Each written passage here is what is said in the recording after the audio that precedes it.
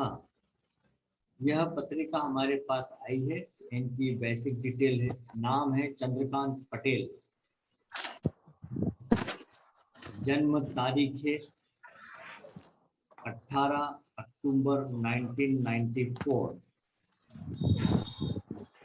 12:40 दिन में। और गुजरात का ये प्लेस है वीरमगाम, VIRAMGAM। इनका प्रश्न है मुख्य कि इन्होंने डिप्लोमा इंजीनियरिंग की पढ़ाई करी है, अब ये पॉलिटिक्स में जाना चाहते हैं। क्या ये जीवन में कभी MP MLA जैसा कुछ बन सकते हैं? क्योंकि किसी ज्योतिषी ने इनको बोला है कि आप राजनीति में जा सकते हैं, है ना। अच्छा, फिर क्या ये गवर्नमेंट सर्विस कर सकते हैं या इनको प्राइवेट सेक्टर में जॉब करना पड़ेगी? और विवाह कब होगा? फाइनेंस के मामले में कैसी स्थिति रहेगा? क्या घर और वाहन का सुख है? तो सबसे पहले हम शुरू करते हैं लग्न चार्ट, वैदिक ज्योतिष से देखते हैं। तो देखिए, इनका जन्म धनु लग्न में हुआ है। धनु लग्न बहुत कम लोगों को मिलता है। धनु लग्न वाले एक्टिव होते हैं, घूमने फिरने के, पहाड़ों पे घूमने फिरने के शौकीन, स्पोर्टी नेचर। फिर लग्नेश गुरु जो है लाभ भाव में सूर्य बुध शुक्र राहु के साथ बैठा है, शुक्र की राशि में। तो यहाँ पर जो है लग्नेश गुरु कमजोर हो गया है, क्योंकि एक तो मतभेद वाले ग्रह की राशि में, ऊपर से राहु के साथ है। वैदिक ज्योतिष में तो उसको बोल देते हैं चांडाल योग। अब क्यों बोला उसका नाम चांडाल योग रखा पता नहीं। फिर अब इनके 10वें धन भाव में चले हम, तो धन भाव में शनि की राशि है। शनि आया तीसरे भाव में अपनी ही राशि में, है ना। तो एनर्जी की तो कोई कमी नहीं। तीसरे, छठे और 11वें भाव में पापी ग्रह अच्छा फल देते हैं, तो शनि इनका अच्छा फल देगा यहाँ पर। फिर चंद्रमा इनका मीन राशि में चतुर्थ भाव में है, और वो अष्टमेशों के चतुर्थ भाव में आया है, कोई बुरा नहीं, ये भी ठीक है ना। अब केतु इनको देखिए, केतु इनका पंचम भाव में, तो विवाह के 1.5 वर्ष के अंदर अंदर ही प्रथम संतान के योग बना देगा।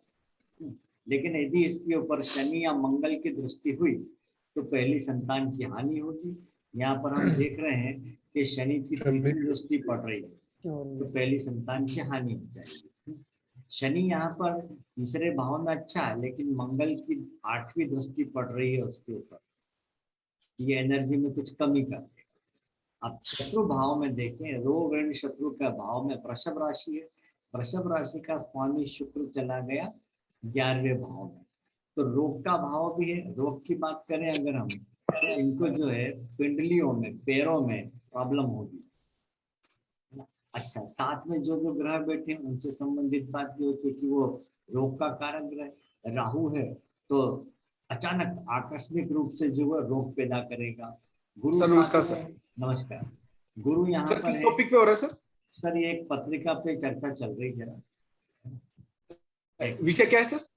ये इनका प्रश्न आया था, क्या ये राजनीति में जा सकते हैं, विवाह कब होगा, और भी सारी बातें। एक सेकंड सर, थोड़ा स्टार्ट से कराएंगे सर, थोड़ा लेट जुड़ा सर, देखिए। वो सर अब बीच में कंटिन्यू ठीक हो है सर, जाएगा, है ना। कोई अभी बात ले नहीं सर, जो पड़ेगा। आगे करा रहा है वो करा दो सर। हाँ, तो हम पहले तो अभी वैदिक ज्योतिष से देख रहे हैं। तो मैं ठीक बता है रहा सर। था कि ये रोग भाव का स्वामी शुक्र के साथ साथ जो ग्रह बैठे हैं उनसे संबंधित भी जो है रोग पैदा हो सकता है। जैसे सूर्य है तो शरीर में गर्मी, बुध है नसों में समस्या, गुरु पेट में समस्या। अच्छा, फिर छठे भाव के ऊपर जो कि अपना शत्रु का भाव भी होता है, जैसे ग्रहों की दृष्टि पड़ती है या वो जिन ग्रहों के साथ होता है उसके विरोधी या शत्रु भी वैसे ही होते हैं। अब हम यहाँ देख रहे हैं कि शुक्र जो सूर्य बुध के साथ है, तो ऐसे उच्च अधिकारी, उच्च वर्ग के लोगों से शत्रुता होगी। साथ में राहु भी है, तो निम्न वर्ग के लोगों से भी इनको तकलीफ होगी। सप्तम भाव में चले, सप्तम भाव में इनके मिथुन राशि, मिथुन राशि का स्वामी बुध सूर्य के साथ बुधादित्य योग बनाया गया, लेकिन जीवन में कोई गलती भी करेंगे, है ना, यहाँ पर। अच्छा, सप्तमेश यहाँ पर राहु के साथ आ गया, तो विवाह में देरी हो सकती है। फिर हम चलें आगे, सप्तम भाव पर किसी और ग्रह की दृष्टि तो नहीं है, नहीं। फिर अष्टम भाव में मंगल आ गया और वो भी कर्क राशि का, कमजोर हो गया।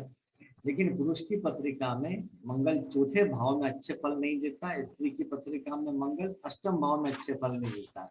यहाँ इनका मंगल कमजोर हो गया, तो मंगल किन भावों के फलों में कमी करेगा? जिन भावों में उसकी राशि पड़ी है, जैसे पंचम भाव में, तो प्रेम के मामले में, संतान के मामले में कमजोर हो गया। तो पंचमे से अष्टम भाव में जाएगा, संतान के 100% देरी होगी, हानि होगी। फिर 12वें भाव का स्वामी भी मंगल है, खर्च का भाव, तो ये खर्चों में वृद्धि करेगा। आकस्मिकता के भाव में बैठा, अप्रत्याशित भाव 8वां कहलाता है वहां पर। तो किसी भी भाव का स्वामी 6, 8, 12वें भाव में जाए वो ठीक नहीं होता है। अब भाग्येश को देखिए, भाग्य भाव में इनका सूर्य, सूर्य की राशि है, उसके ऊपर शनि की दृष्टि पड़ रही है। सूर्य स्वयं तो यहाँ पर 11वें भाव में चला गया है ना, लेकिन वो राहु के साथ होने से उसको ग्रहण लग गया। ठीक, फिर शनि की दृष्टि पड़ गई, तो भाग्य में इनको बार बार रुकावटों का सामना करना पड़ेगा। फिर आ जाए कर्म भाव में, बुध की राशि है, कन्या राशि। अच्छा, बुध वही सूर्य के साथ बुधादित्य योग बनाए रहे, लेकिन ये भी जो है सूर्य राहु से पीड़ित हो गया है। अच्छा, फिर 7, 8, 9, 10, चलिए शनि की तो दसम दृष्टि पड़ रही है 12वें भाव में। तो लाभ भाव का स्वामी शुक्र भी लाभ भाव में बैठा हुआ है, तो राहु के साथ है। आकस्मिक रूप से इनको महिलाओं से, स्त्रियों से लाभ होगा, क्योंकि शुक्र स्त्री ग्रह है और राहु आकस्मिकता का कारक है। ठीक, और 12वें भाव का स्वामी मंगल यहाँ चला गया अष्टम भाव में। आकस्मिक रूप से इनके खर्चे उड़ के सामने आएंगे, जैसे अचानक बाइक खराब हो जाना, अचानक गाड़ी खराब हो जाना, और भी कई चीजें ये हो गया। अब कृष्णमूर्ति पद्धति से हम देखें तो इनके लग्न का उपनक्षत्र स्वामी गुरु है। गुरु के हम सूचक देखें लग्न की 10, 10, 1, 3, 1, 3, 10वां भाव जुड़ा हुआ है ना, तो पिता के कार्यों में रुचि होती है एक तो, दूसरा स्टेटस की चाह भी बनी रहती है और स्टेटस मिलता भी, क्योंकि 10वां भाव जुड़ गया, इसलिए इनको राजनीति में जाने का बड़ा वो लग रहा है कि जा सकते। ठीक है, और 1, 3 भी जुड़ा हुआ है, तो 10 का एक भाव का संबंध जब 3 से होता है तो आप नोट लिखिएगा, तीसरे भाव संबंधित तो लग्न की, लग्न का संबंध तीसरे से होना तो व्यक्ति एक्टिव होता है, क्योंकि तीसरा भाव पराक्रम और साहस का है। अब आ जाए धन भाव पे, धन भाव का उपनक्षत्र स्वामी राहु है, तो राहु आकस्मिकता का कारक है, आकस्मिक रूप से धन देना या हानि करना। राहु को देखें 10, 10, कर्म से इनको धन की प्राप्ति होगी, एक भी है, तीसरा भी, तो तीसरा आ गया बातचीत से, लेखन से, कम्युनिकेशन सेक्टर से, डॉक्यूमेंट से, किसी भी प्रकार के, इससे इनको सर एक को कैसे कनेक्ट करें सर? एक तो सर स्वयं प्रयास का है ना, उसका कोई विशेष नहीं।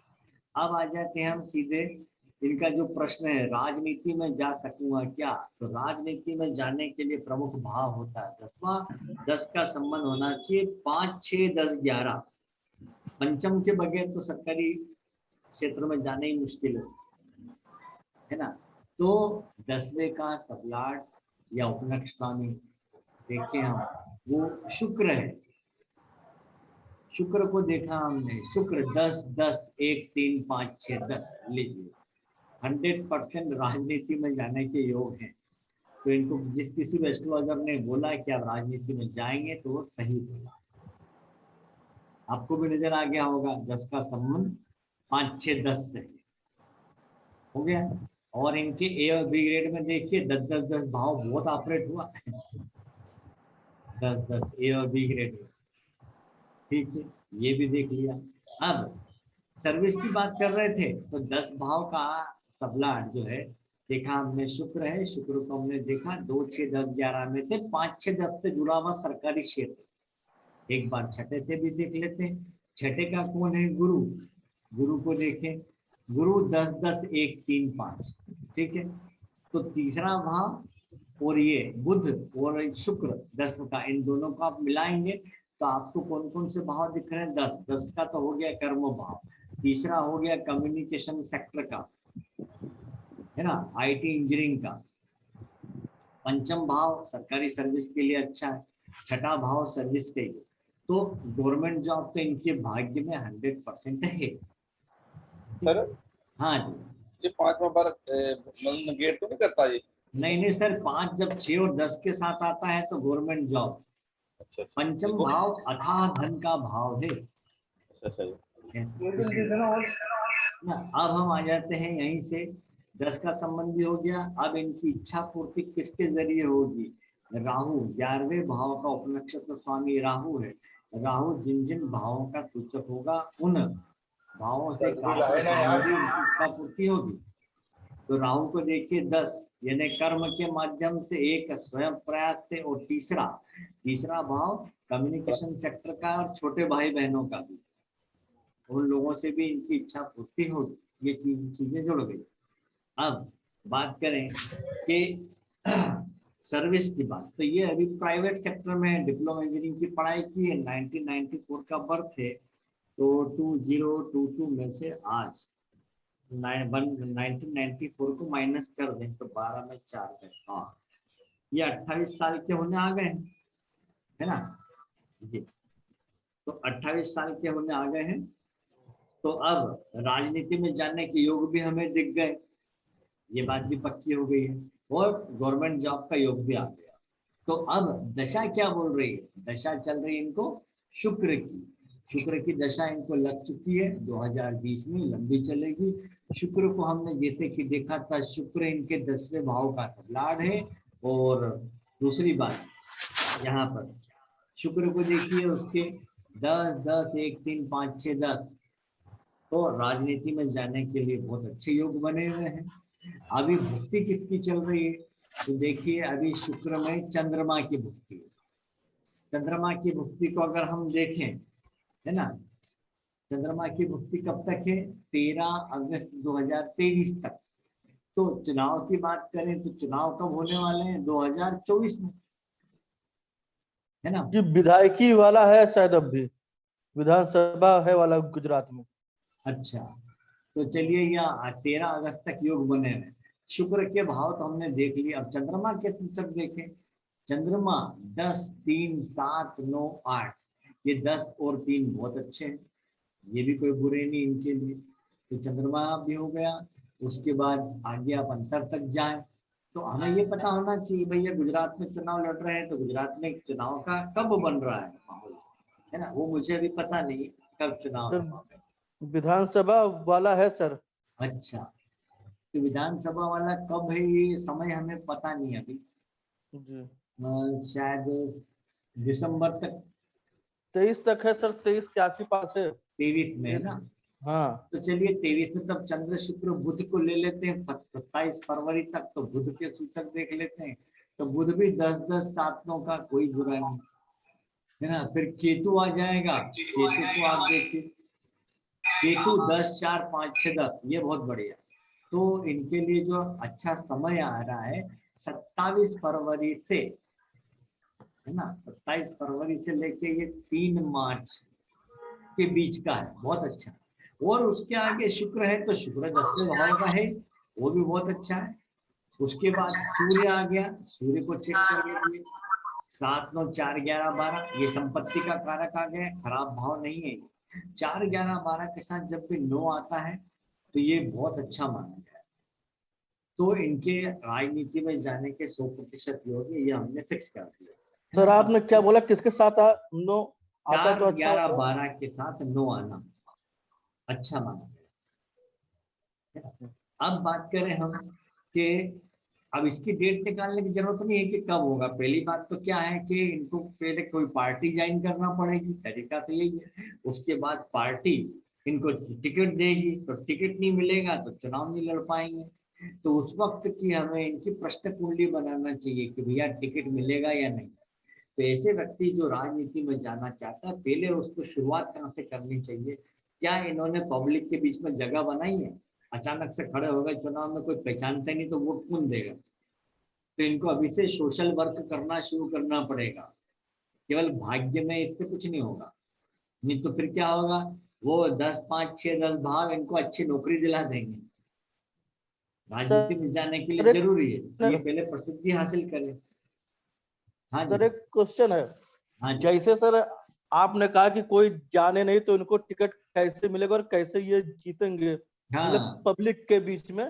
पर हाँ, सर दो मतलब कि अभी 2019 का चुनाव मोदी के ही नाम पे हाँ, आधे लोग तो ऐसे ही गुरुदेव जीत गए थे, मतलब हम तो सब उनको जानते भी यूपी अच्छा, में अच्छा, नहीं थे, वो मोदी के ही अच्छा, नाम नाम पे पे बस जीते। जीते। हाँ, टिकट तो मिलना चाहिए ना, हाँ, क्या? तो टिकट टिकट मिलना, तो मिलना चाहिए। नहीं टिकट मिल गया, वो बोल रहे हैं चुनाव जीत गए जिनको लोग जानते भी नहीं थे। नहीं सर, बाकी अगर टिकट मिलेगा पार्टी टिकट हाँ, जरूर पहली जीतेगी। बात इस जातक के बारे में कहें तो पहले तो उसको टिकट मिलना चाहिए, उसके बाद तो हम इनको ये उपाय या सलाह के तौर पर एडवाइस देंगे कि पहले आप सोशल काम कीजिए, लोगों की समस्याओं पर ध्यान दीजिए, अपना नाम थोड़ा सा फैलाइए, उसके बाद ही बात बनेगी, है ना। अब आ जाते हैं जो कैलकुलेशन का काम हमें मिला है, वो है विवाह कब। तो पहले तो हम सातवें भाव के नक्षत्र स्वामी को देखें। सातवें भाव का सबलाड है गुरु। गुरु के हम सूचक देखें, ये 10-10-1-3 हो गई विवाह में देरी। क्योंकि ये जो धन के भाव है, अच्छी सर्विस के भाव है, वो विवाह के विरोधी होते हैं। तो इसका विवाह में मतलब ये देरी हुआ होगी। सर, इसका मतलब हुआ सर वो पत्नी और लक्ष्मी एक साथ नहीं रह सकती। हाँ। ये भी एक प्रॉब्लम है। तो अब चलिए, सातवें का संबंध तो 10 से नहीं मिल रहा है, 10 से आ गया है, तो ये तो विवाह में देरी करेगा, ईगो प्रॉब्लम भी पैदा करेगा, अहम की भावना रहेगी कि मैं कुछ हूँ। सात्विक का सूचक जब दसम भाव 10वां बनता है तो ईगो प्रॉब्लम आती है। तीसरा भाव जुड़ा हुआ है, तो यहाँ 5-7-11 में से एक भी भाव नहीं आया, केवल तीसरा जो है जुड़ा हुआ है। लेकिन ये अपन ये भी कह सकते हैं कि जब गुरु दशा भुक्ति अंतर में आएगा तो ये विवाह नहीं होने देगा। अब प्रॉब्लम क्या है कि इनके मैक्सिमम 10-10 भाव जुड़े हैं, तो विवाह कौन दे सकता है? मंगल। मंगल दे सकता है और सूर्य, क्योंकि मंगल के पास 2-7-11 भाव है, शुक्र और भी सूर्य सर के दे पास सकता है, 7-9-11 भाव है ना। मतलब शुक्र शुक्र, भी सर दे सकता है, शुक्र तो दे ही नहीं सकता, 1-6-10। मतलब 5 है ना। अरे पर सर 1-6-10 भी है, और शुरू में 10-10 का है ना, ए और बी ग्रेड का। तो मुख्य रूप से हमें सूर्य और मंगल का ध्यान रखना है। वैसे भी पॉलिटिशियन शादी कम ही करके खुश रहते हैं सर। हाँ। सही। चलिए, अब 5-7-11 के सूचक लेकर देखते हैं। 5 के तो केतु और शुक्र ही हैं, ये लिख लेते हैं हम, केतु शुक्र। 7 का देखें, सूर्य मंगल चंद्र बुध। सूर्य मंगल चंद्र बुध। और 11 के देखें तो सूर्य मंगल, तो सूर्य मंगल दोनों ले लिए, तो हमारे पास आ गए केतु शुक्र सूर्य चंद्र मंगल बुध, है ना। इसमें से हम 4-6-10 के जो उपनक्षत्र स्वामी उनको हटा, तो चौथे का है चंद्रमा, चंद्रमा को काट दीजिए। 6 का गुरु है, गुरु हमारा सूचक ही नहीं है। 10 का शुक्र है, 10 का शुक्र है, और किसी भी तो भाव का सातों नहीं तो है, शुक्र को भी काट दीजिए। तब तो हमारे पास केतु सूर्य मंगल और बुध बच गए, 400 4 सूचक। अब दशा चल रही है इनको अभी शुक्र की, शुक्र। शुक्र सूचक नहीं है, तो आरपी में आया है क्या? आरपी में भी थोड़ी देर पहले तक था, अभी आरपी नाउ किया तो चला गया। है ना। अब शुक्र की दशा भी इनको बहुत लंबी चलने वाली है, 2033 तक। तो ठीक पहले वाला आरपी अगर मैं मान लेता हूँ, अभी आरपी नाउ करने के पहले तक था, तो चलिए शुक्र की दशा को मान लेते हैं। अब उसके बाद हमें अंतर किसका लेना है? सर ये जो केतु है सर, हाँ, केतु शुक्र के इसमें ये है सर, क्या कहते हैं, कहीं चला हुआ ना सर केतु। केतु क्या शुक्र के नक्षत्र में है ना। हाँ सर। हाँ, ठीक है। अब हम देखते हैं भुक्ति किसकी फिट करें। तो देखिए, अभी इनको 13 अगस्त 2023 तक शुक्र में चंद्र की भुक्ति, चंद्र हमारा सूचक नहीं, उसके बाद मंगल आ जाए, मंगल हमारा सूचक है। तो शुक्र में मंगल कब तक है? ये 13 24 तक। अगस्त 2023 से 23 से 12 अक्टूबर 2024 तक है, राइट। तो हम यहाँ ले लेते हैं, मंगल को लेते हैं तो जो, हाँ ये देखिए, अब मंगल में शुक्र में मंगल भुक्ति तो ले ली, तो अंतरा में इसको छोड़ देते हैं, सितंबर तक वैसे विवाह नहीं होते। फिर आ गया राहु, राहु हमारा सूचक नहीं। फिर आया गुरु, गुरु हमारा सूचक नहीं। फिर शनि, शनि हमारा सूचक नहीं। फिर बुध, बुध हमारा सूचक है। तो बुध की अंतरा कब तक है ये देखें, 13 मार्च 2024 से 12 मई 2024 के बीच, है ना, ये फिक्स हो गया। तो 30 मार्च अप्रैल मई, ये 3 महीने में से महीने का निर्धारण करने के लिए हम सूर्य का गोचर देखेंगे 13 मार्च 2024 से, यहाँ से। तो अब हम आ जाते हैं ट्रांजिट पे।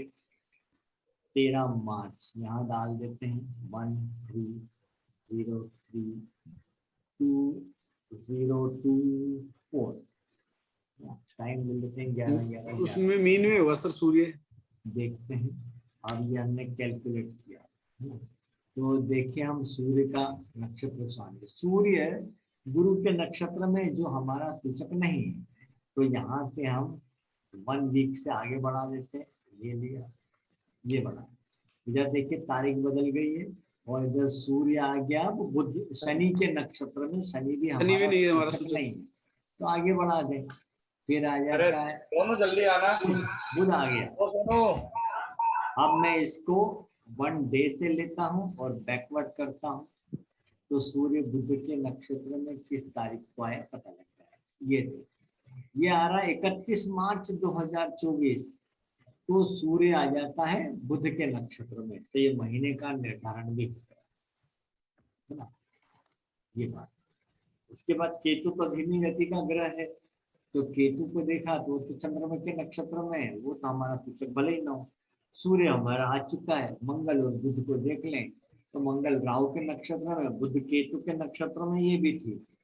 तो बस 31 मार्च के आसपास इनका विवाह होगा। तो मार्च से अगर जन्म समय में थोड़ा बहुत हेरफेर भी हो, तो आप आगे 31 मार्च के अगले दिन ही वो अप्रैल लग जाएगा, है ना। अप्रैल में सबको मालूम है कि अक्षय तृतीया आती है, ज्यादातर विवाह उसी टाइम पे होते हैं। ये 1-4 को भी आप ले लेंगे तो ये, और हम उसको बढ़ा भी सकते हैं। तो ये देखिए मंगल राहु ये बढ़ाया,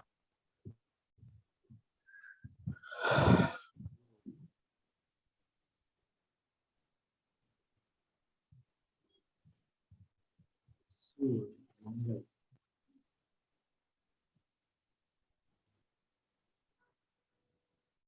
हाँ मुझे तो वही तारीख नजर आ रही है 31 मार्च के आसपास, या मार्च और अप्रैल का महीना हम बोल सकते हैं, क्योंकि ये तेज गति के ग्रह है ना, ये जल्दी नक्षत्र बदल भी सकते हैं। हाँ आपकी आज्ञा हो तो एक बात बोलूं सर। हाँ जी, मैं जैसे सूर्य में मंगल, हाँ एक बार थोड़ा इसमें अंतरा में आना सर। अगर हम ये अंतरा सूर्य की सेट करें, नहीं तो सूर्य हमारा सूचक, हाँ है ना सर, कर सकते हैं ना। अच्छा आप ये यहाँ जा रहे हैं कहाँ पे, लेकिन आप जो बोल रहे हैं कि शुक्र में मंगल भुक्ति आ गई और सूर्य अंतरा बोल रहे हैं आप सर। हाँ वो सर, अगस्त यहाँ पे से, सर। मेरी बात सुनिए, अगस्त सितंबर में विवाह नहीं होते। हाँ सर, ये तो गड़बड़ हो जाती है। हाँ लेकिन सर हाँ शादी नहीं होती, फिर लोग कभी भी कर लेते हैं सर। हाँ वो लव मैरिज हो तो कर लेते हैं, इनके तो कोई भाग में दिख नहीं रहा लव मैरिज। तो अब हम बात आते हैं कि क्या बोल रहे थे, वो मैं भूल गया, वापस आ जाए इधर। विक्की हाँ विक्की विक्की पीछे वापस आ रहा हूँ मैं, एक मिनट, 31 मार्च पे आ जाए। सीधा इधर 31 मार्च बढ़ लेते हैं। हाँ मैं वो जगह देख लूँ, ये है ना, ये बात, हाँ ठीक। तो अब बात कर रहे थे, ये तो चलिए शादी का हमने इनका निकाल लिया कि इनका मार्च एंड में या अप्रैल के आसपास विवाह हो जाएगा। अब जीवन साथी कैसा होगा, तो 7वें भाव का उपनक्षत्र स्वामी क्या है, सूर्य है ना। तो उच्च घराने सर का होगा। पिछली बार आपने वो बताया था, सर शुक्र सर आपसे कहे थे। नहीं, एक सर मिनट। सर हाँ जी, ट्रांजिट पे लगा दिया सर ये। अच्छा अच्छा, सॉरी, इधर आ जाते। हाँ, सातवें भाव का सबलाट गुरु है, गुरु है। गुरु।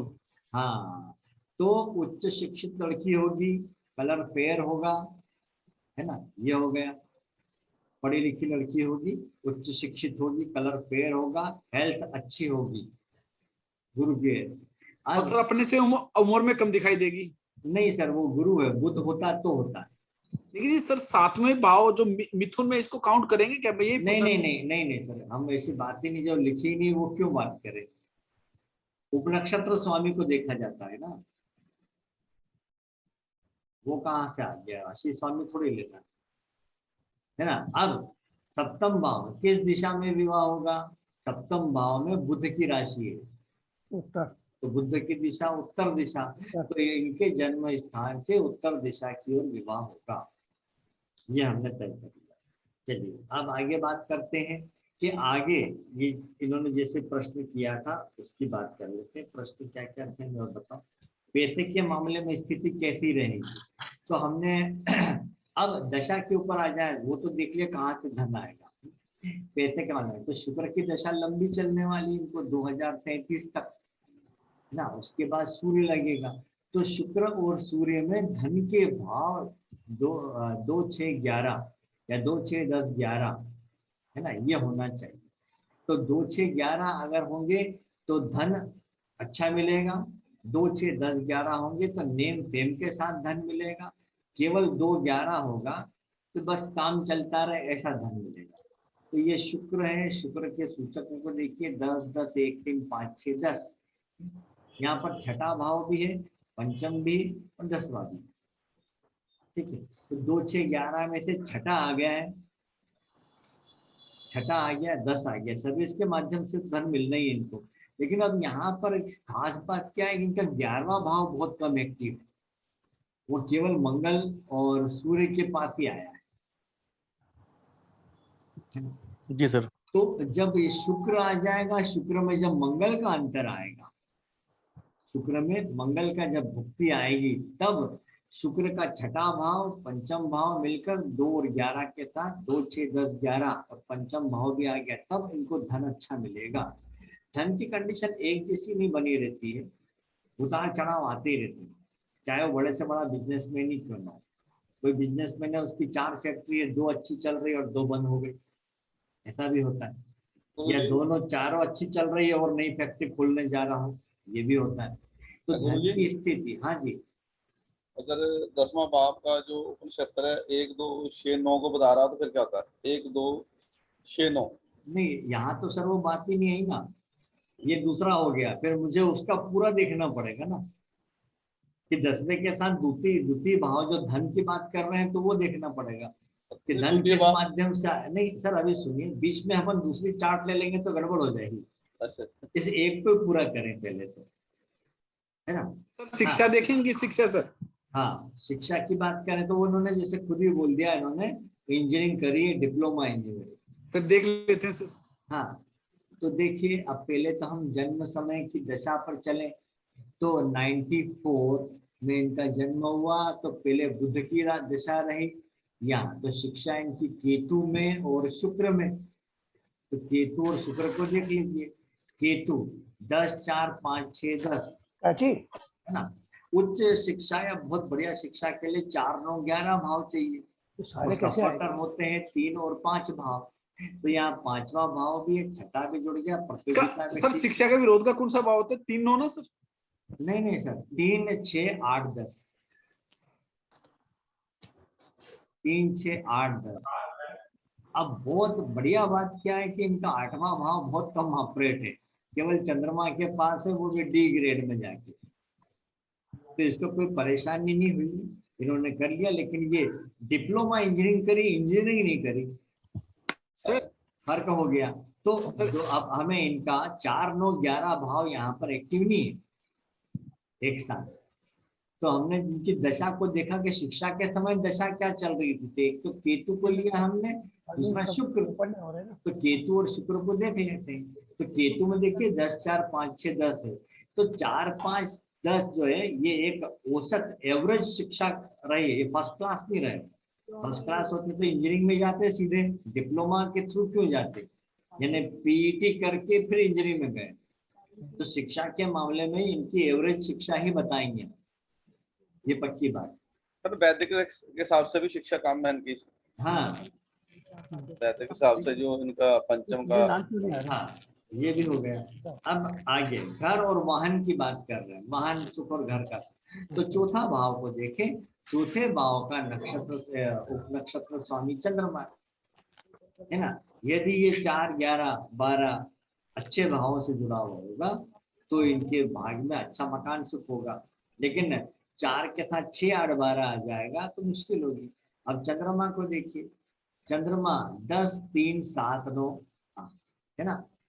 अब 10वां भाव तो कोई बुरा नहीं है, लेकिन ये तीसरा भाव आ गया है, तीसरा भाव ये चतुर्थ का विरोधी हो गया।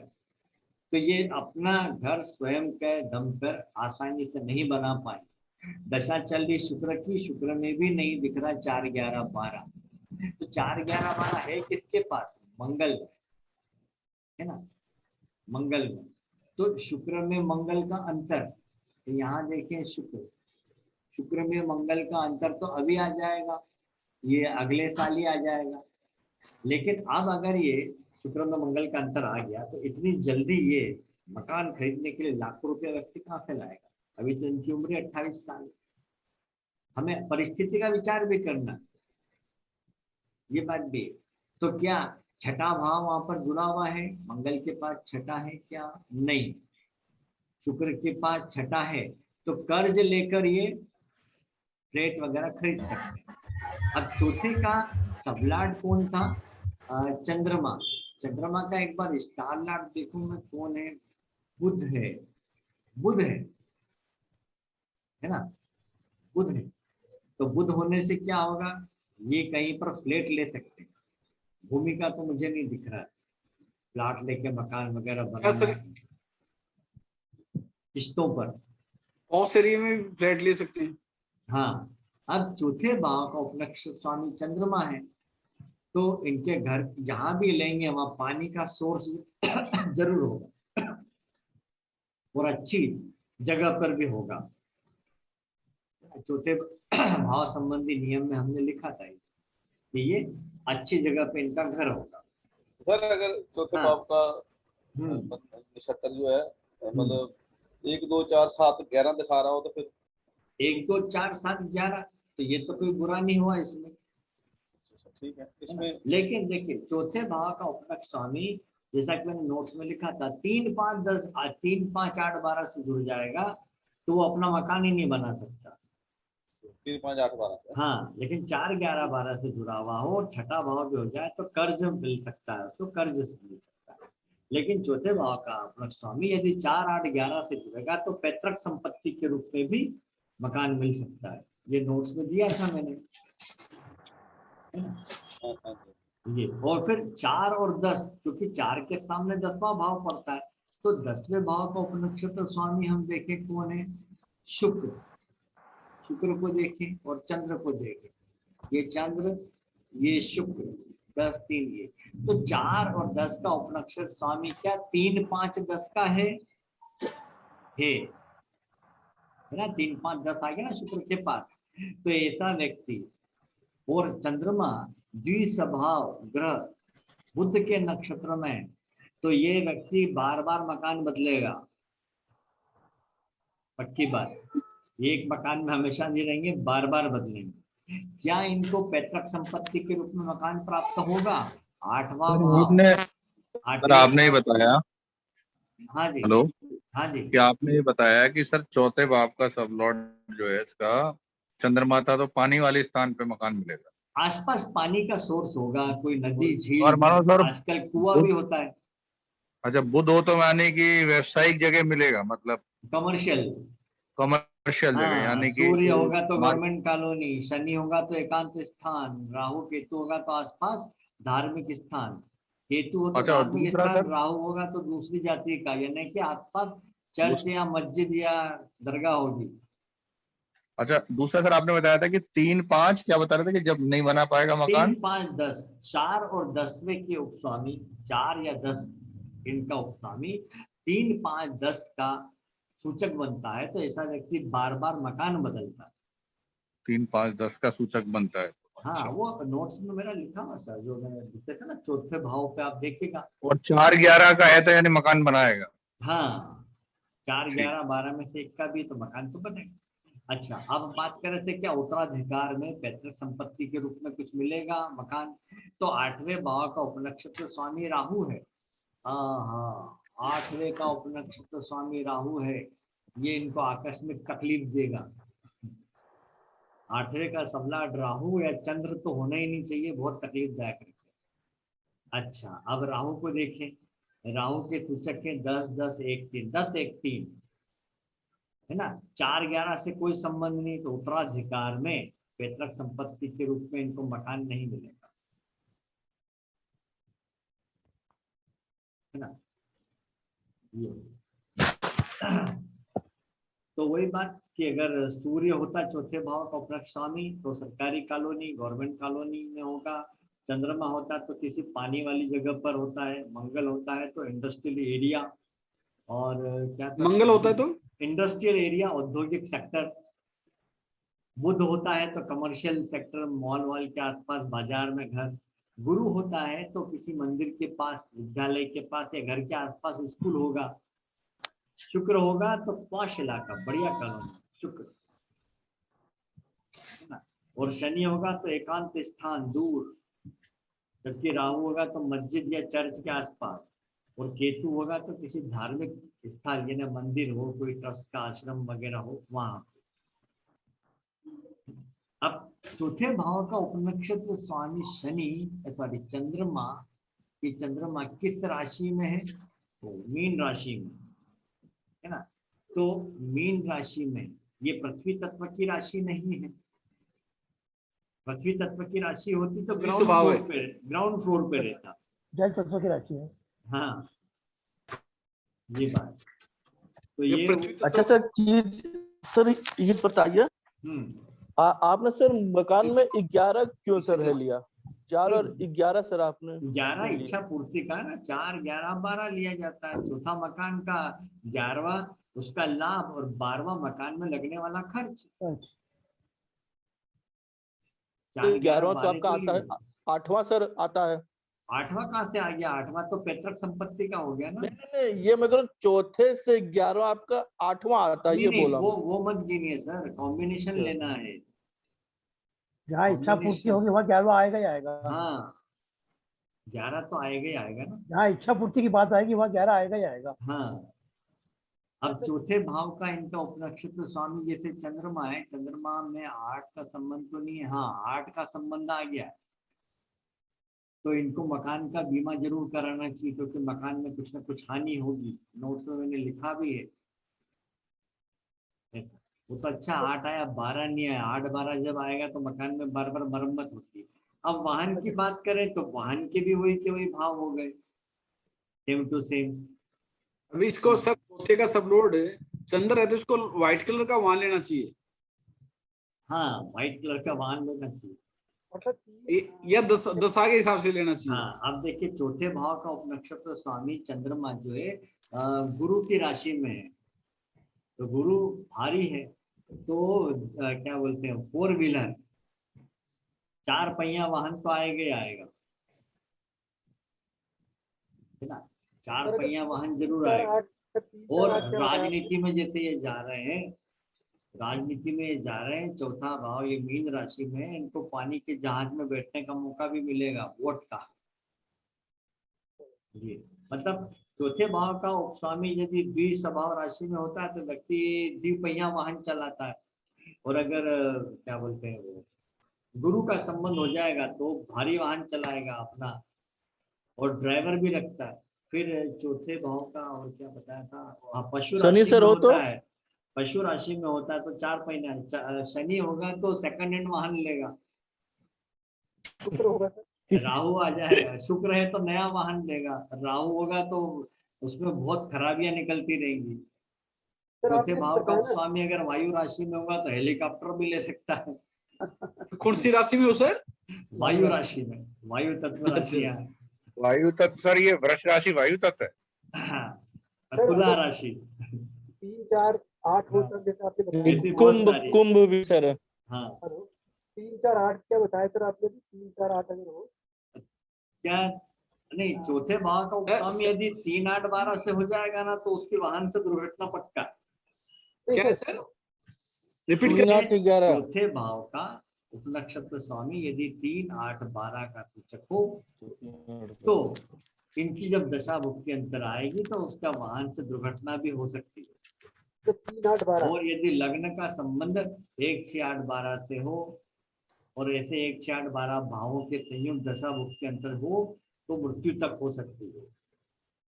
नहीं सर, आपने क्या कहा, नक्षत्र स्वामी देखना है कि उपनक्षत्र स्वामी देखना उपनक्षत्र सर, नक्षत्र की तो बात नहीं कर रहे, उपनक्षत्र के जो सूचक है उसमें नक्षत्र के सूचक आ जाते हैं। सर अगर इसका जो स्वामी हो केवल 3, 4, 8 हो सर, 12 कनेक्टेड ना हो? 3, 4, 8 ठीक नहीं है सर, वो अपना मकान बनाने में बहुत परेशानी आएगी सर जैसे आपने बताया, और स्कूली शिक्षा में भी समस्या। सर आपने बताया अगर फोर्थ का सबलोड अगर तो राशि में हो तो वो हेलीकॉप्टर ले सकता है। सर आजकल सीएनजी आ गई है ना सर? सीएनजी तो हेलीकॉप्टर वाहन का हुआ, वो तो उसका ईंधन हुआ, फ्यूल हुआ। हाँ फ्यूल हुआ सर। हाँ ये तो है ना, ये बात है। अच्छा, फिर कई बार लोग बोरवेल कराते हैं, चौथे भाव की बात आई तो बोरिंग भी करवाते हैं। तो चौथे भाव का उपनक्षत्र स्वामी कौन जो ग्रह होगा, अब मान लीजिए बोरिंग तो क्या है कि जीवन की कोई महत्वपूर्ण घटना नहीं है, ऐसा व्यक्ति जेब में पैसा हो और करवा सकता हो तो कभी भी करा दो। तो चौथे भाव का स्वामी उपनक्षत्र स्वामी ये बताता है कि बोरिंग कराएंगे तो पानी कैसा निकलेगा।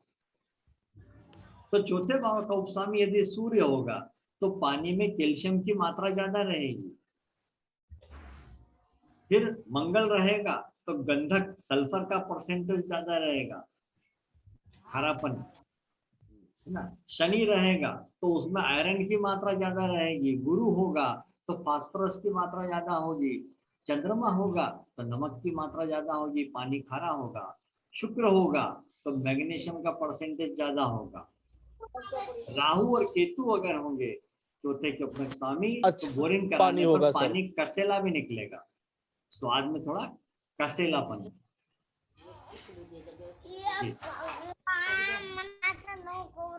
हूँ तब कौन सा ग्रह सर रहे कि पानी तब अच्छा तब निकले? कौन सा? कुछ ना कुछ है वो तो मिश्रा है जी, ना। हाँ। ईश्वर की कृपा से अच्छा अच्छा। पानी की मात्रा अधिक होना तो देखिए चंद्रमा के हाथ में, चंद्रमा अच्छा है। फोर्थ का स्वामी सर, अगर हाँ फोर्थ का स्वामी अगर बुध है तो क्या व्यावसायिक वाहन लेना चाहिए, मतलब कमर्शियल वाहन नहीं, लेना लेना चाहिए? चाहिए नहीं सर, एक से अधिक वाहन, है? मतलब उसकी लाइफ में एक से अधिक वाहन होंगे ना, ये भी तो कह सकते हैं। अच्छा हाँ, ये सही है सर, मैंने तो काफी गाड़ियां बदली, हाँ तो मैं तो 5-6 गाड़ियां बदल चुका हूँ, तो इसे हाँ, ये दर्शाता है वो बार बार गाड़ियां बदलेगा। बिल्कुल। ये बात, तो इस प्रकार से हमने इस एक चार्ट पर इतनी सारी बातें लगा दी, हर वाहन का सुख है या नहीं सब मिल जाएगा। अच्छा सर, एक चीज ये सर बताइए, कौन सी एस्ट्रोलॉजी एकदम परफेक्ट है? केपी है कि केबी है कि जेमिनी है कि आपकी ये वैदिक है? हाँ, देखिए इन्होंने पूछा है, मैं प्रश्न को दोहरा देता हूँ, एस्ट्रोलॉजी की कौन सी ब्रांच सबसे अच्छी है ना? तो इसका जवाब है कि सबकी सब ब्रांच अच्छी है, सारी विधाएं अद्वितीय है, देखने वाला चाहिए, प्रैक्टिस करने जो वाला आज चाहिए। सर जिसको जो पढ़नी अच्छी तरह से आ जाए वही अच्छी। हाँ, और हर विधा का बेसिक जो है आधार वो वैदिक ज्योतिष है, भारतीय ज्योतिष है। तो हमें पहले भारतीय ज्योतिष का अच्छे से अध्ययन करना चाहिए कि पृथ्वी तत्व राशियां कौन सी होती है, तो ये क्या होता है, वो कौन ग्रह किसका कारक होता है, ये मैंने शुरू के नोट्स में दिया था बेसिक में। जी जी जी। वो पूरा ध्यान रखना जरूरी है। Actually, सर, उसके बाद फिर हम आते हैं केपी पर, सर एक्चुअली सभी ना आपकी पुस्तक का इंतजार कर रहे, नोट्स बना नहीं रहे। मैं भी अभी हाँ, मत बनाइए। सही में पूछ रहा हूँ सर। जी जी। अगर फोर्थ का सब लॉर्ड मार्स होएगा तो क्या होता है उसका मतलब? चौथे का सबलॉर्ड मार्स है ना। तो बोरिंग के पानी की बात करें तो कैसा पानी आएगा, उसमें सल्फर की मात्रा अधिक होगी, सल्फर का परसेंटेज अधिक होगा। और वाहन की दृष्टि से सर, क्या वाहन की दृष्टि से? हाँ, वो तो पेट्रोल वाला वाहन ही हुआ। अब आज देखिए, कल तक ज्योतिष में ये अपन लेते थे ईंधन चलित वाला, पहले बैलगाड़ियां चलती थी, फिर ईंधन से चलने वाले वाहन आए, अब सीएनजी आ गया, अब सोलर एनर्जी इलेक्ट्रिक वाहन। तो इन सब के फार्मूले हमको ही ढूंढना है ना। ये जी नई चीज आ अगर गई। गुरुदेव सोलर वाला लेंगे तो उसके लिए चौथे का कारक सूर्य भी तब होना चाहिए, सूर्य, मतलब सूर्य हो। हाँ सूर्य आ जाएगा। अब इन्होंने पूछा था चौथे भाव का उपलक्ष्य स्वामी मंगल है, मंगल है तो, है ना, मंगल है तो देखिए इनके अग्नि कोण में इलेक्ट्रिक वस्तु हो सकती है घर में, इलेक्ट्रिक या इलेक्ट्रॉनिक वस्तु। एस्ट्रो वास्तु करा दी सर आपने। हाँ, वहां पर चले तो अच्छा, सब लोड से वो भी पकड़ा जा सकता है सर, वहां पे वो चीज होगी, वो चीज होगी। वो आप कोशिश करते जाए तो नई नई चीज निकलेंगी। नहीं, वैसे पूछ रहा हूँ सर। हाँ। अच्छा सर, क्वेश्चन है सर, खेली तो बताए आप जैसे सर केपी में हाँ, सर डिस्टर्बिंग बहुत हो रहा है सर, आप अपनी तरफ से म्यूट कर दो ना। कोई अपना म्यूट कर दीजिए, किसका आ रहा है। हेलो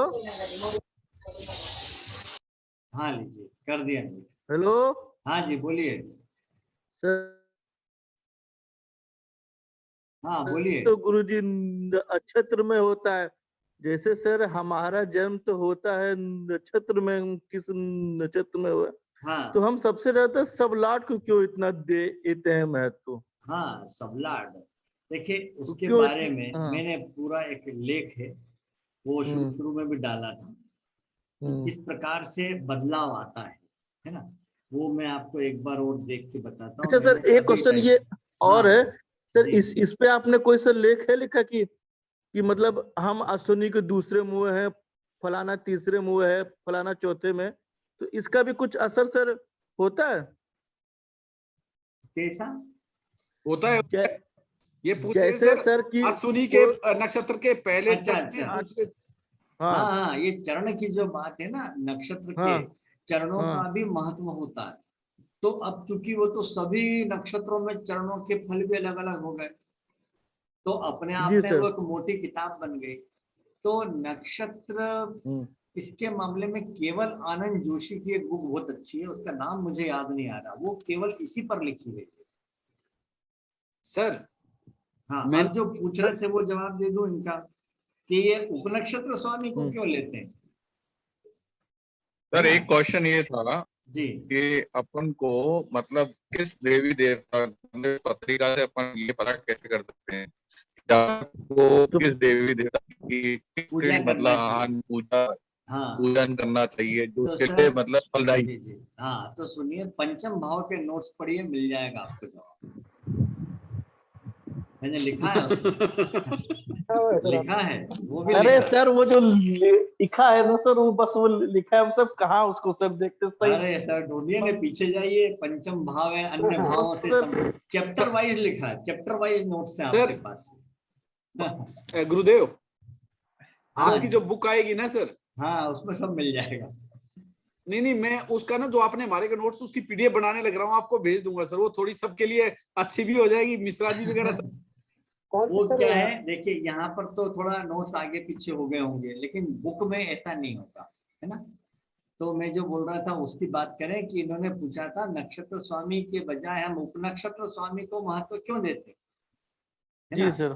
तो देखिए एक बात इसको अपन समझें, सामान्य उदाहरण कि किसी भी राशि में कोई ग्रह बैठा है तो वो फल का सोर्स हो गया,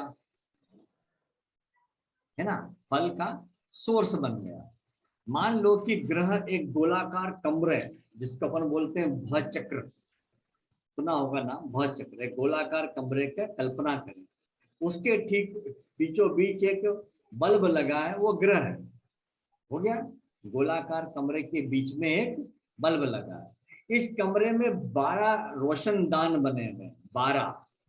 उसमें 12 राशियों के स्वामी के ग्रह अनुसार 12 रंगीन पारदर्शी कांच लगे हुए हैं।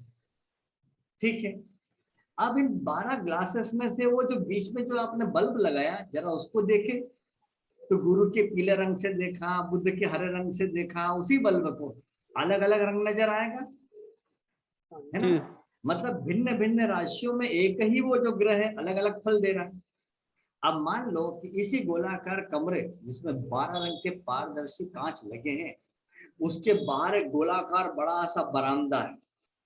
उसमें 27 नक्षत्रों के स्वामी 9 ग्रह होने से 9 रंग के कांच लगे हैं। 9 ग्रहों के 9 रंग के कांच लगे हैं।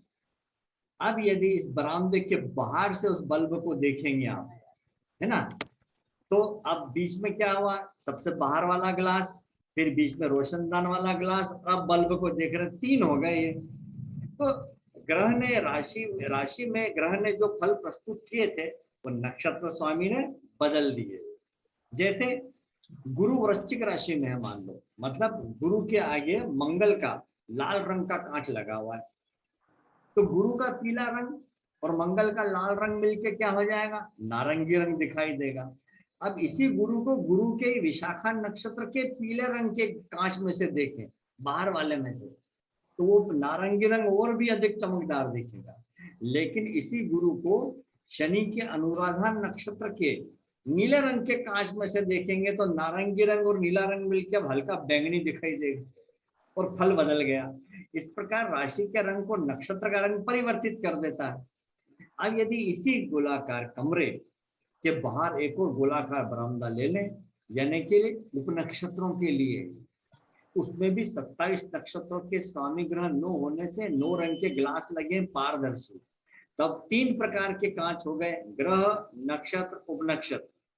अब इसमें से बल्ब को, यानी कि जो बीचों बीच बल्ब लगा है ग्रह है, उसको देखेंगे तो उसका रंग बिल्कुल अलग दिखाई देगा। अर्थात फल में अंतिम परिवर्तन उपनक्षत्र स्वामी ने कर दिया, इसलिए उपनक्षत्र स्वामी की वैल्यू। बहुत अच्छी तरह से आपने एक्सप्लेन किया, थैंक यू जी। है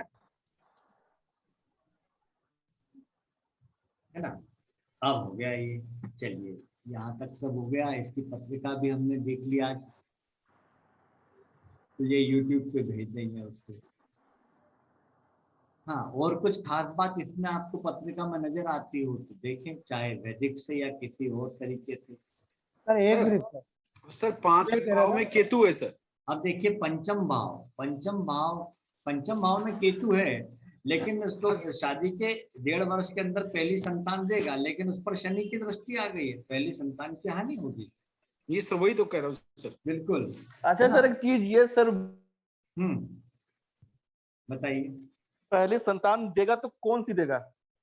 हाँ, तो पहली संतान के पंचम भाव का सबलाट कौन है? पुरुष ग्रह है कि स्त्री ग्रह? गुरु है। तो गुरु मतलब पुत्र संतान देगा, पुत्र संतान का योग बनता है। सर अगर बुध ग्रह है तो बुध आएगा तो फिर सर 2 स्वभाव वाली बात हो गई, कंफ्यूजन क्रिएट करेगा वो। सर वही बेटा भी हो सकता है, बेटी भी हो सकती है। सर एक बात बोलूं सर? हाँ, जुड़ा भी हो सकते हैं सर ये वर्ष 5वां भाव वर्ष में आया है सर। 5वां भाव, ये 5वां जो देख रहे हैं ना हम सर, गुरु है 5वां भाव। 5वें का सबलाट गुरु है। हाँ सर, मैं एक और चीज देख रहा हूँ, पता नहीं गलत है ठीक है, ये कई बार काम कर जाती है। इस लॉर्ड सूर्य है, दोनों पुरुष ग्रह हैं। हाँ, पुत्र होने की ज्यादा संभावना है। बिल्कुल। अगर यहाँ 2 फीमेल ग्रह हो जाए तो बेटी होने की संभावना है। क्या गलत है या सही सर? हाँ, इसको आजमाया जा सकता है, मेरे तो नहीं आजमाया। एक्चुअली जब कोई पूछता है कि भाई बेटा होगा या बेटी, तो पहले तो ये देख लेते हैं कि भाई भाग्य में तो हमने देख लिया, लेकिन वास्तव में जन्म देने का कार्य स्त्री का है। तो उस वक्त तो उसके ग्रह नक्षत्र गोचर में कहाँ चल रहे हैं। यदि उसके पंचम भाव का उपनक्षत्र स्वामी उस वक्त स्त्री ग्रह के नक्षत्र में चलेगा तो बिटिया होगी, पुरुष ग्रह के नक्षत्र में चलेगा तो बेटा होगा। सर और मैंने अगर हाँ बुध के बुध में आएगा तो फिर कहना मुश्किल रहता है। सर और ध्रुवा बच्चों को कैसे देखेंगे सर? क्या? दो स्वभाव राशि। द्विस्वभाव राशि, वही कहा ना मैंने, बुध हो तो, वही बुध हो हो जाएगा तो ना। कहना मुश्किल होता है। पर सर ये भी तो दो स्वभाव राशि सर, अगर गुरु हो, हाँ गुरु भी तो दो स्वभाव में है ना सर। नहीं सर, गुरु पुत्र कारक है, वो सर बड़े द्विस्वभाव राशि का स्वामी होता है, द्विस्वभाव ग्रह नहीं होता। सर मैंने एक कैलकुलेशन की, दूसरी संतान होनी थी, 7 कस्पल सबलोड राहु, हाँ राहु बैठा फीमेल के उसमें, अच्छा लेकिन वो 20 डिग्री से ज्यादा था, अच्छा अच्छा तो राहु धोखा देने वाला है सर, जो दिखता है लड़का हुआ सर। अच्छा हाँ ये भी है, ये केतु मारा मतलब ये जाएगा सर। प्रैक्टिस के ऊपर रहता है, खासतौर पर Yes, sir. संतान का। भाग्य जो बोल रहा है, लेकिन हमें प्रैक्टिस करते रहना पड़ता है। कारण वही है, ज्योतिष अच्छा सर, एक विज्ञान है। क्वेश्चन है सर आपसे सर, हाँ मेरी बात सुनिए, बहुत इम्पोर्टेंट क्वेश्चन। ज्योतिष यदि विज्ञान है तो विज्ञान में रोज जो है नए नए आविष्कार परिवर्तन होते ही सर एक रहता है। क्वेश्चन है सर। 10 साल पहले जो आपके सर, हाथ में मोबाइल था वो आज नहीं है, तो पूछूं आने सर? वाले 10 साल में भी नहीं रहेगा। हाँ आप पूछिए। सर क्वेश्चन ये है कि ऐसे सर, जैसे ये शंकराचार्य ने बहुत सारे चीजों की रचना की, स्त्रोत की ना, अच्छा तो उसमें ये लिखा रहता है जैसे दुर्गा सबसे अति, आप ये सब पढ़ेंगे तो आपके सभी पापों हाँ फलाना वंश की ये वृद्धि होगा होगी, वो XYZ। होगा, सही है सही है। तो मैं ये सर कहना चाहता हूँ कि जैसे वो चेंज होगा नहीं ना, तो मतलब जो ये दुर्गा सप्तशती XYZ ये सब गलत है फिर? नहीं सर देखिए मेरी बात सुनिए, ये शास्त्रों में लिखी हुई बातें हैं कि इसका जाप करेंगे तो ये होगा, उसका जाप ये होगा। अब ऋषि मुनियों को हम गलत नहीं ठहरा सकते, क्योंकि वो सतयुग में पैदा हुए थे, वो झूठ नहीं बोलते थे, है ना।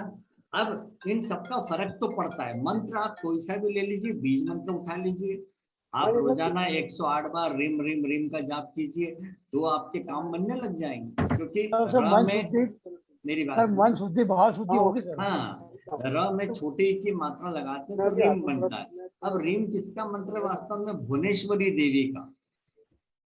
भुवनेश्वरी देवी का, जो देवताओं की देवी हमारे इंदौर में एयरपोर्ट रोड पे विद्याधाम है, श्री विद्याधाम मंदिर है, वहां पर भुवनेश्वरी देवी की मूर्ति है, वो देवताओं की देवी है। तो रीम मंत्र का जाप है, श्रीम मंत्र का भी जाप है, ये बीज मंत्र हो गए। इसके अलावा बहुत मंत्र हैं। तो मंत्र हवा में पहले से मौजूद है। जैसे कि विश्वामित्र ने गायत्री मंत्र की खोज की थी, अचानक उनके मन में ये आया था मंत्र, और ये बन गया, रचना बन गई, है ना। विश्वामित्र तो क्षत्रिय थे, तो उनकी स्टोरी में आता है कि वो विश्वामित्र का झगड़ा था वशिष्ठ से, वो वशिष्ठ को हरा नहीं पा रहे थे, तो मालूम पड़ा कि वशिष्ठ तो ब्रह्मर्षि थे, तो उसको हराने के लिए इनको भी उसी कैटेगरी का बनना पड़ेगा। तो फिर इन्होंने राजपाट छोड़ा, पहले ऋषि बने, फिर महर्षि बने, तपस्या करते गए, बार बार लड़ने गए, नहीं। फिर बाद में जब गायत्री मंत्र की इनकी खोज हो गई, तब तो बहुत ही अलग बात हो गई, तब जाकर इनको अंत में ब्रह्मर्षि की पदवी प्राप्त हुई थी। तो ये क्षत्रिय ब्राह्मण बने, यानी हर कोई व्यक्ति कर सकता है, लेकिन उसको भावना शुद्ध रखना पड़ेगा। जैसे मुस्लिम लोग हज पे जाते हैं, लेकिन आप देखिए, कभी वहां का वीडियो देखा हो आपने मक्का मदीना में, ये लोग सफेद रंग की धोती पहनते हैं वहां पर, जी जी, और माला भी रहती, बाकायदा पूरे हिंदू बन के रीति रिवाज करके आते हैं, क्योंकि वहां पर शुक्र यानी शुक्राचार्य जी जो असुरों के देवता थे, वहां उन्होंने शिवलिंग स्थापित किया है। ऐसा केवल मतों में भिन्नता है और कुछ नहीं है। हाँ जी बोलिए। जी सर, पत्रिका से ये कैसा पता चलेगा आना इंसान आगे चल के साधु हो जाए कि इसको? हाँ सन्यासी बन जाएगा। सर 9वें भाव के नोट्स पढ़िए। अरे दीजिए सर, नोट्स ना बताइए। अरे सर मैं वही बात बार बार दोहराऊंगा आपसे। जी जी जी, साधु सन्यासी के लिए हाँ शनि मैंने और केतु पूरा कारक लिखा है। उसमें। सर मैंने ना 10 दिन में कर दूंगा। 10 दिन में समाधान कर दूंगा सर। कैसे सर, कैसे समाधान, पीडीएफ बनाएंगे? अच्छा नहीं, सर वो नोट्स अपने बना रहा हूँ मुंह ना, से जो सर सर ने आप किया, PDF फाइल बना रहा हूँ। जी नहीं, जी जी PDF वैसे तो आप उसको जो सर का टेलीग्राम है ना, हाँ, उसको सारी की उसमें सारी पीछे कॉपी कर सकते हैं, पूरा हो जाता है। वो सारा उसमें सर ये वो पता कैसे सुशांत को सर सिद्धि है मिलेगी, ये तो इसको तो सर वो बता पंचम सकते भाव हैं। और नवम भाव दोनों के नोट्स में है। अरे सर बता दीजिए। देखिए, राहु अगर छठे अष्टम भाव में होता है तो मंत्र सिद्धि भी मिलती है, मंत्र और यंत्र सिद्धि। और केतु 12वें भाव में होता है तो तंत्र सिद्धि। और पंचम भाव में केतु होता है ना, तो मंत्र सिद्धि।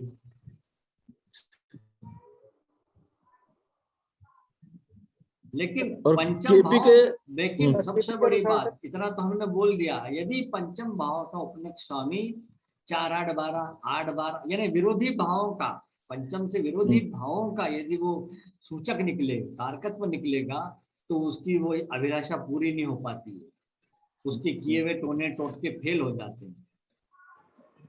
तब तब जो है बुध यदि अष्टम भाव में हुआ तो उसकी वाणी सत्य होगी, तो उसको बुध यानी गणेश जी की आराधना करना चाहिए, गणेश जी के मंत्र जल्दी सिद्ध होंगे।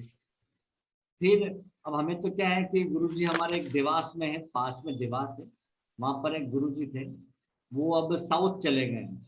तो मिथुन चक्रवर्ती वगैरह फिल्म के जो बड़े स्टार रहे पहले, उनके गुरु, उन्होंने ही बताया था कि आपका कहाँ भाग्योदय है, वहां भेज देते।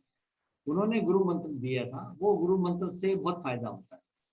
वो आप कभी उनसे मिलते थे, कोई फीस नहीं लेते, एक काजल की डब्बी हाथ में रखते हैं हथेली पे और बोलना शुरू करते हैं, आपका अगला पिछला सब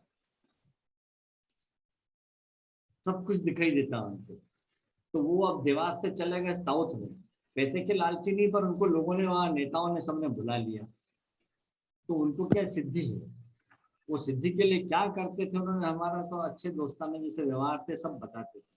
तो मंत्र सिद्धि तंत्र सिद्धि सब काम करती, पर हर व्यक्ति को नहीं, तो फिर वो वैसे मंत्र उन्होंने, जैसा गुरु मंत्र जो मिलता है वो रखना चाहिए।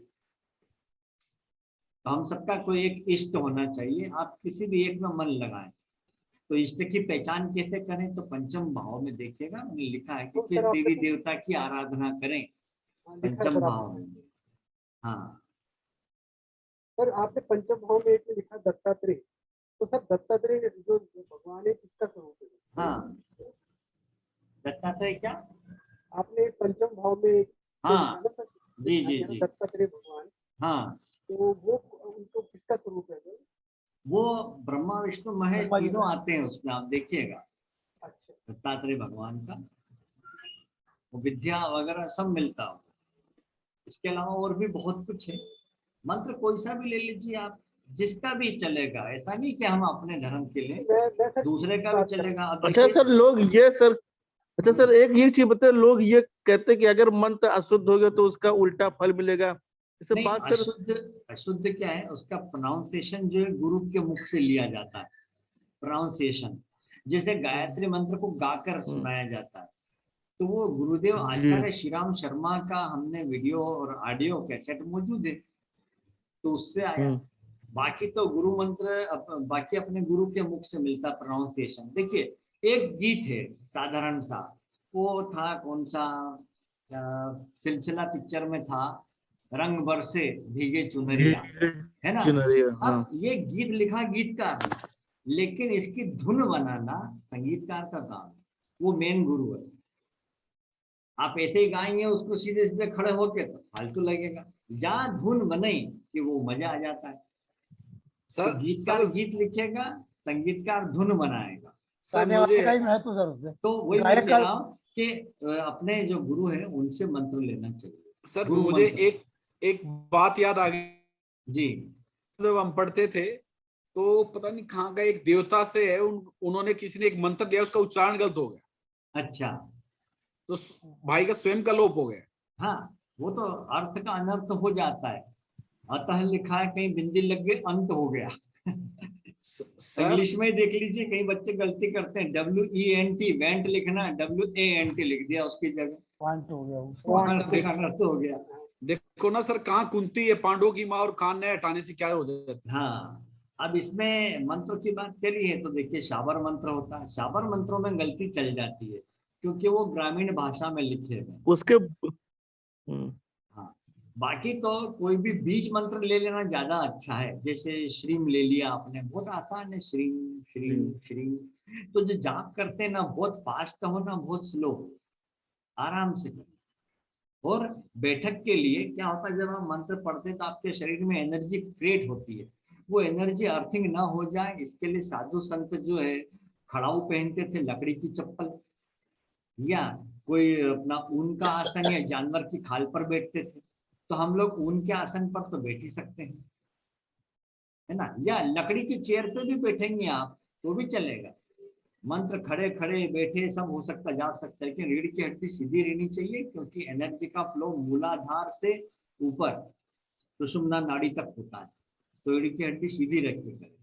और कोई जरूरी नहीं बहुत ज्यादा, आप खाली बीज मंत्र रीम रीम रीम रीम में 108 बार बोल के घर से निकलेंगे, आपके काम बनते जाएंगे।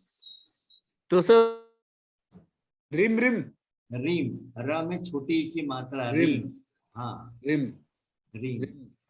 फिर ना क्लीम, सर क्लीम भी ये होता सर है, हिम शब्द भी होता है, क्रीम भी होता है। बीज मंत्र बहुत सारे हैं।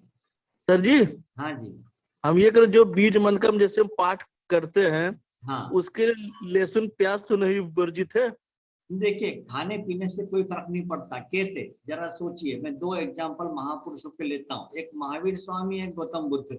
महावीर आवाज सर स्वामी आप ने, हेलो, महावीर स्वामी ने जो है पूर्ण रूप से शाकाहार किया था 100%, और खाना पीना छोड़ दिया था। 12 साल के बाद उनको ज्ञान की प्राप्ति हुई थी।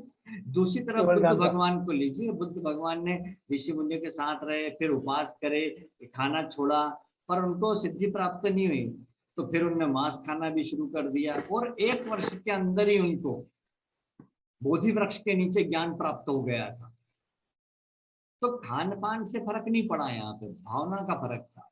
ये बात और थी कि अपने जीवन के अंतिम क्षणों में वो किसी भक्त के यहाँ खाना खाने गए थे, वहां पर वो मांस जो था खराब हो गया था, तो वो बना दिया गया था। तो उनको संग्रहणी रोग हो गया था भगवान बुद्ध को, मतलब आंतों में सूजन, और उससे उनकी मृत्यु हो गई थी।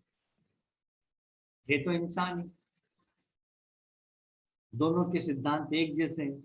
दोनों में अहिंसा का शब्द पहले आया है, लेकिन सबसे पहले अहिंसा का संदेश तो भगवान कृष्ण ने दिया। हर जगह युद्ध हुआ तो पहले उन्होंने अहिंसा का संदेश ही भिजवाया है, पर नहीं मान रहा है सामने वाला तो फिर वो भी है। आज हमारा किसी से झगड़ा हो जाए, मारने पे तुल आए, तो हम उसको शांति का संदेश 1-2 बार देंगे, माफी मांगे, हाँ भैया मेरी गलती, पर फिर भी माथे आ रहा है तो भाई सेल्फ डिफेंस में आपको भी उसको मारना पड़ेगा।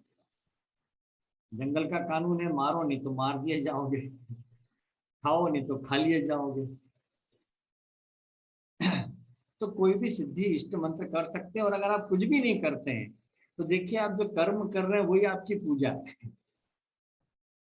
है ना। घर में भगवान का मंदिर बनाया नहीं बनाया कोई बात नहीं, आप इतने ज्यादा काम में लगे हैं कि आपका ध्यान ही नहीं जा रहा, तो वो भी एक पूजा है।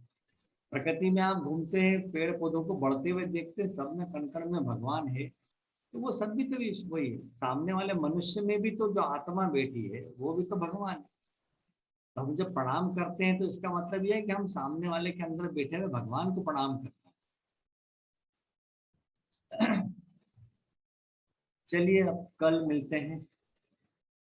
जी सर, सर प्रणाम सर।